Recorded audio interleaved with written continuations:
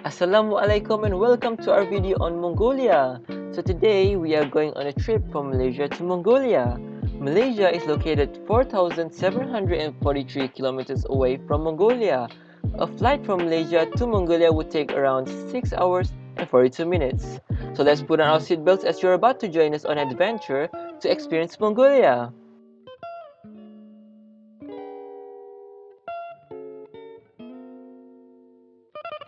With the power of Google Map, we have arrived! Mongolia is a landlocked country that is located in between Russia and China in the East Asia. A landlocked country is a country that is surrounded on all sides by one or more countries, which restricts the country from having access to the oceans.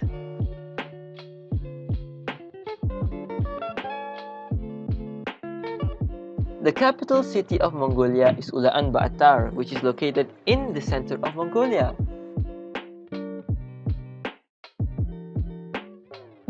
Although Mongolia experiences all four seasons annually, it is known as the land of the eternal blue sky or the country of blue sky because Mongolia has over 250 sunny days throughout the year. This makes Mongolia a popular place among tourists to travel to.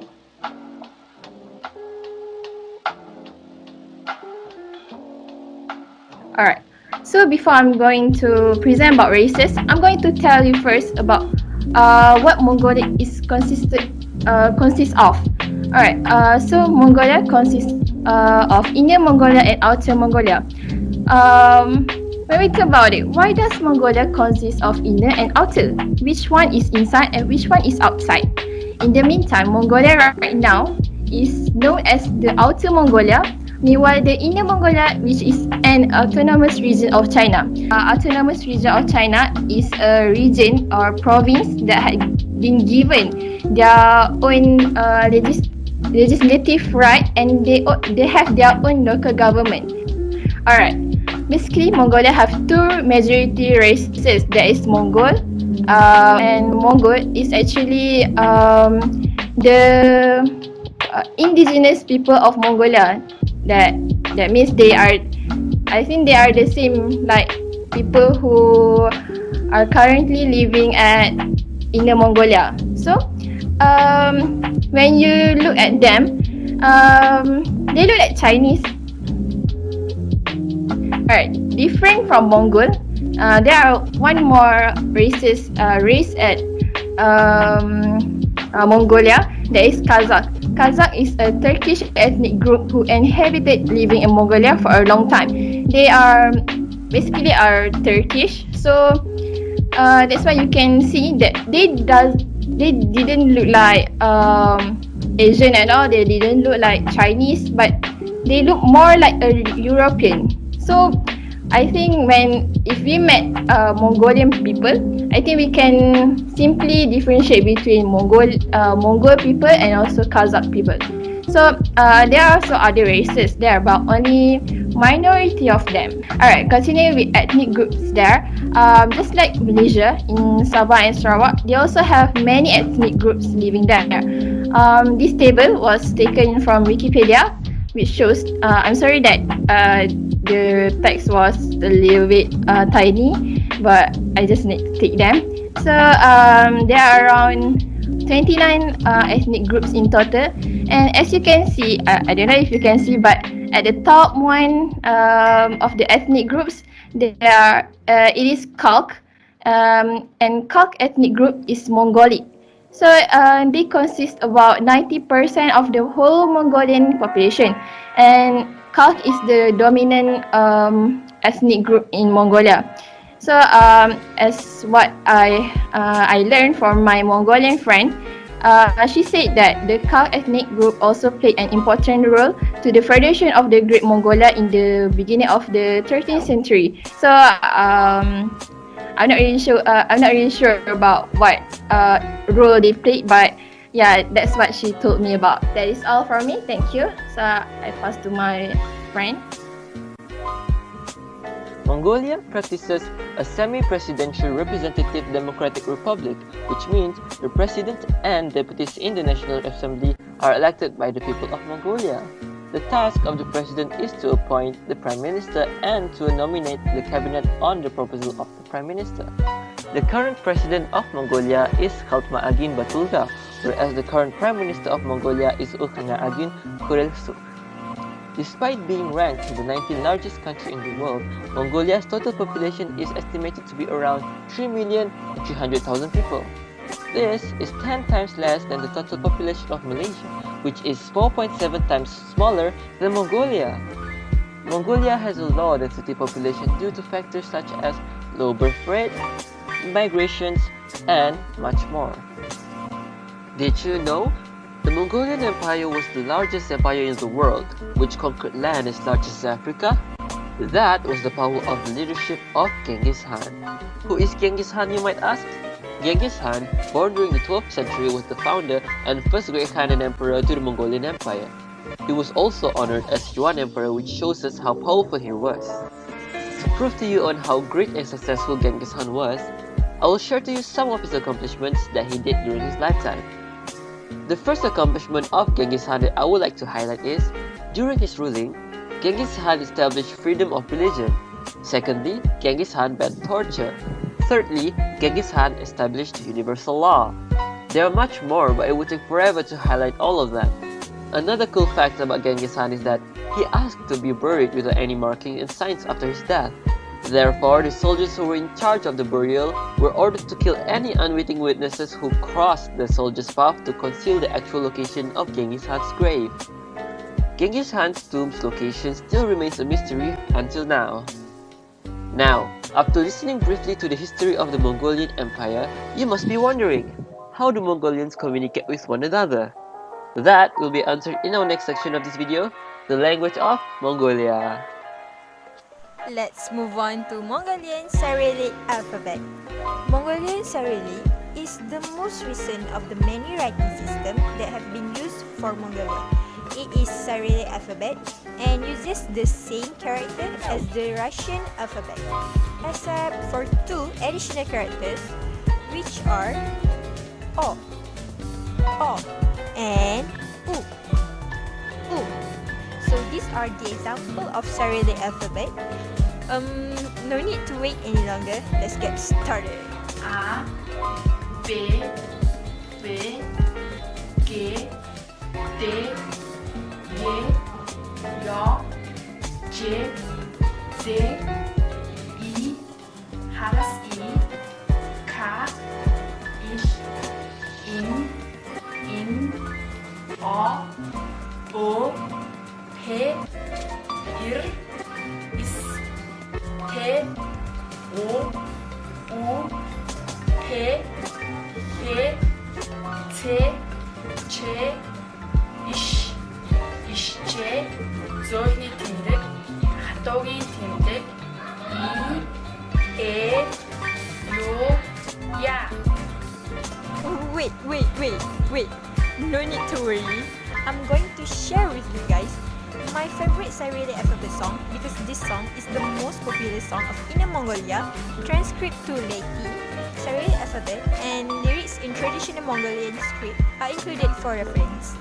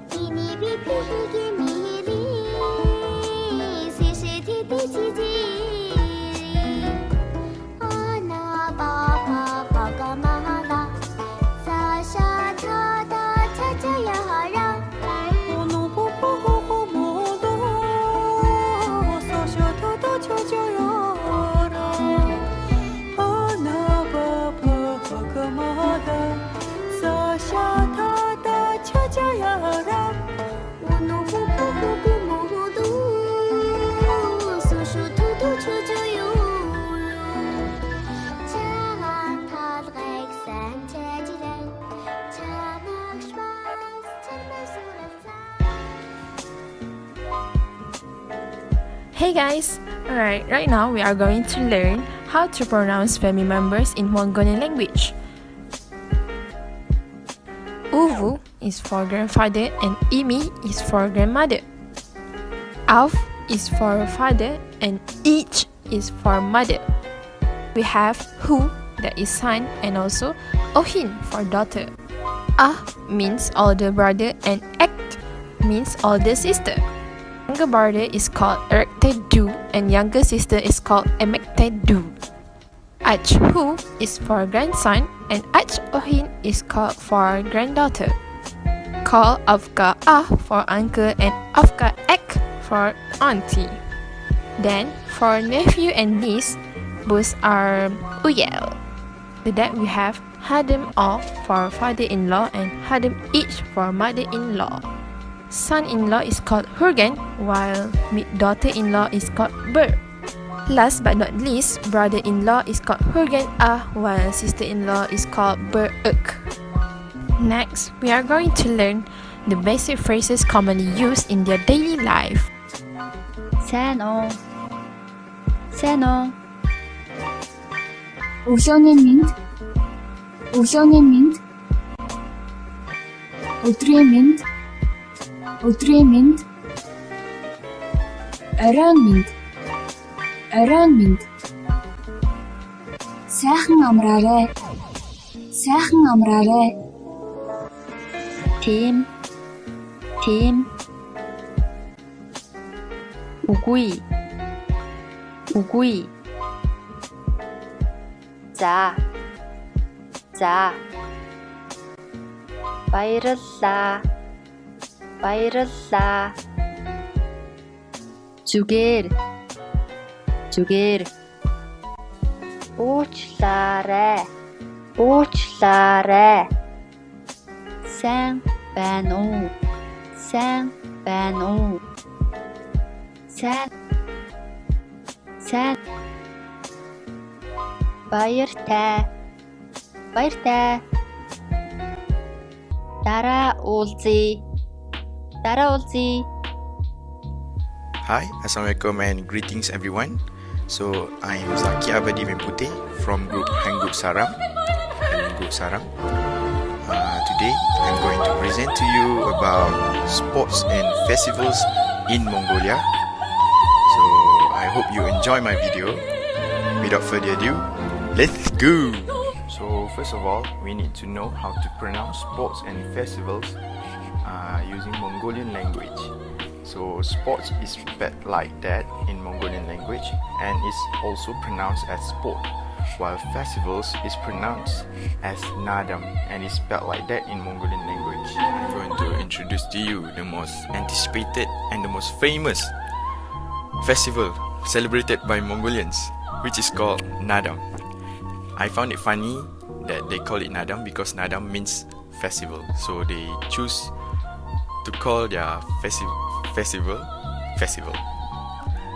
So in the background you can see this is how the nadam looks like in the opening ceremony. So there's a parade of horses with kind of military on it. Okay, I'm sure that all of you is curious about nadam, right? So I had jotted down the most frequently asked question about nadam, which are: what is nadam? What are the activities held during nadam? And where is nadam held? So pretty much gonna explain to you so that this question won't linger in your mind anymore, inshallah. So if you search in Google what is Nadam Festival Mongolia, you will find nadam is a national festival celebrated annually from 11 to 13 July across Mongolia. So the main event will be held at the National Stadium, which looks like this picture over here.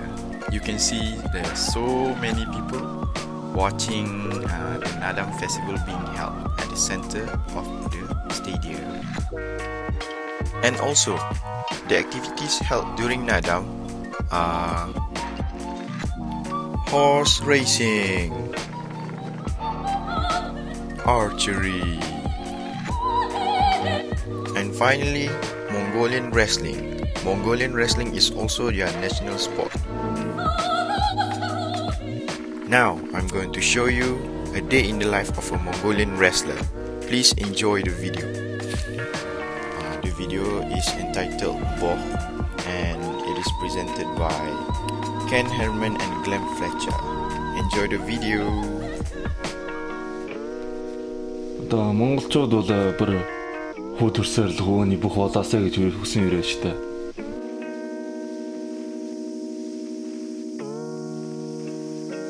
Монгол хүн ч одоо 93 наадмаараа найр наадам үлэх зураар дэжидэг үж байгаа тэгээд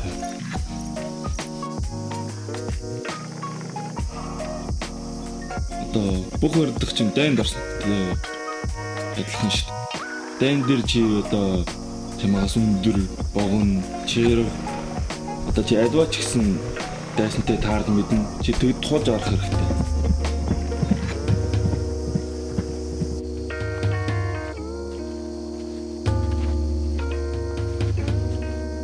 Бүх өрдөгчин ч гэсэн адил.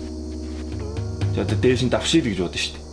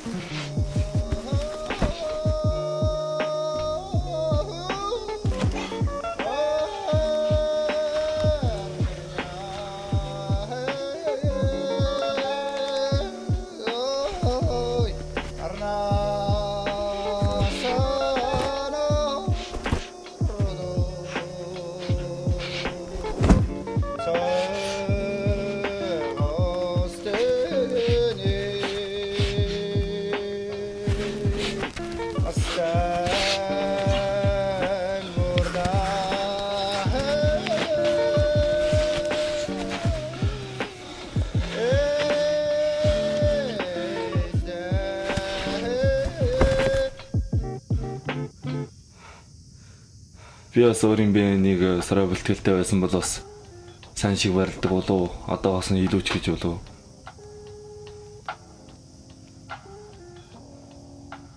Санаандаа урж чадсангүй. Жаав сүртэй. Жаав өөрийн хамаг хүчээр эргэлж.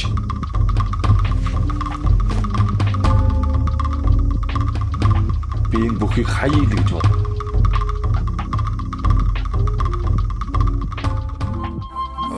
So that's the end of my presentation. I hope that all of you at least gain some knowledge from my presentation, and I'm sorry if I don't give enough information or I made a mistake.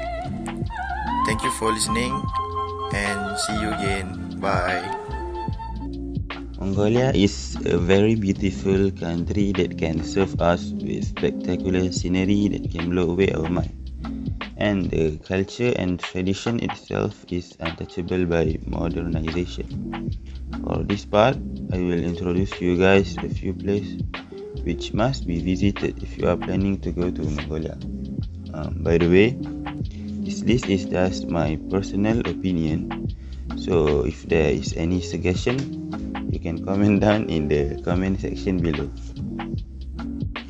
For the first spot, I choose the ancient part of Mongolia, which is Orkhon Valley. For anybody who is interested in Mongolian history, and for anyone who wants to experience their culture and tradition directly, I think this place is best suited for them. As it is located at the middle part of Mongolia, it will be very convenient for tourists to visit this place. If you are at Orkhon Valley, make sure to stop by at Karakorum, which was once the capital of Mongolia. Here you can see for yourself the remnants of the Mongolian Empire at the beginning of the construction of this empire. And here is also the location of the earliest surviving Buddhist monastery in Mongolia, L02 Monastery. While taking a look closer at this monastery, we can learn a little bit about the history of beginning of Buddhists in Mongolia. As we travel along Orkhon Valley, we will find a monument which nowadays is known as Orkhon Monument or Orkhon Inscription, and this monument is a Turkish script that tells about Bilge Khan journey. And if you guys don't know who is Bilge Khan, he is one of the Turkish nomadic leader in Mongolia. So this monument is proof of the existence of Turkish influence in the early days of the Mongolian establishment. If you are someone who is interested in nomadic experience, Ulan Sutgalan Waterfall is the best place to stop by. Here you can experience camping and nomadic experience along the Orkhon River. You can also try hiking or horse riding to the waterfall to make the trip even more exciting. Moving on to the next place, which is the place packed with interesting outdoor activity, is Olgi, located in the western part of Mongolia. In my point of view, this place is a good choice for someone who loves active kind of activities and prepared for the extreme Mongolian wildlife. The main attraction here is the Altai Tavan National Park, consists of UNESCO World Heritage Site. The UNESCO World Heritage Site petroglyphic complexes of the Mongolian Altai is located inside Altai Tavan National Park. The World Heritage Site covers 3 locations with several thousand petroglyphs and Turkic monoliths, including the Sagan Salarok paintings with over 10,000 cave drawings in 50 km of river valley. So for those who love art, don't miss this chance to see the uniqueness of the art in Mongolia. This national park also consists of 5 of the highest peaks in Mongolia. If you climb up to the peak of Tavan Bog, you can get a full view of Kazakhstan from up there. Other tourist attractions also are Potanin Glacier, several lakes, and many other archaeological sites. You also have the opportunity to witness endangered species such as the golden eagle and black vulture.